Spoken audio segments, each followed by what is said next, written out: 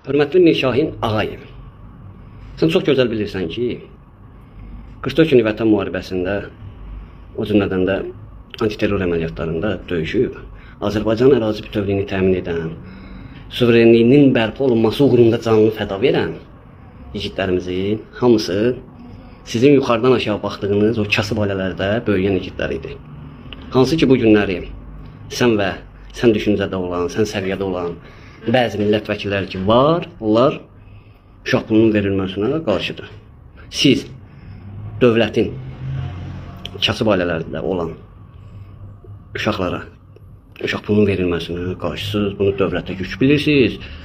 Amma lazım olanda o həmən kasıbçılıqla, zülmlə, zillətlə, əziyyətlə, yarı tox böyüdülən uşaqlar ki var, gedib döyüşür, şəhid olur, kasıbçılıqla böyütdüyü övladını bu vətənimizin, dövlətimizin uğrunda şəhid verir. Dövlətə verir ki, Allah oğlum, balam sizə fədadır, vətənimizə, dövlətimizə fədadır deyib verir.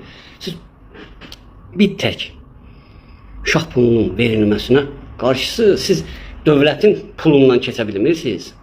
Amma bu kasıblar, yetim yesirlər siz bu dövlətə, bu vətənə görə, səni kimlərinə görə öz övladından keçir.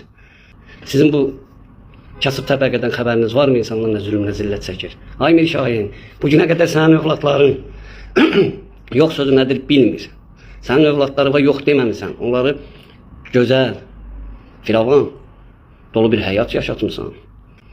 Amma bu günləri valideynlər var ki, uşağına nəinki paltar, ayaqqabı, çörək ala bilmir. Yəni sən əmin ol ki, Ay Mir Şahin, səni kimi yaltağa və sənin bu hakimiyyətə yaltaqlanmağına, bu hakimiyyətin ehtiyacı yoxdur. Bu hakimiyyətə yaltaqlanmağa sənin ehtiyacın var ki, bu günləri onun hesabını lüks, komfortda həyatı yaşayırsan və bu çıxımsan da yuxarıdan aşağı baxırsan. Yəni bu biabırçılıqdır.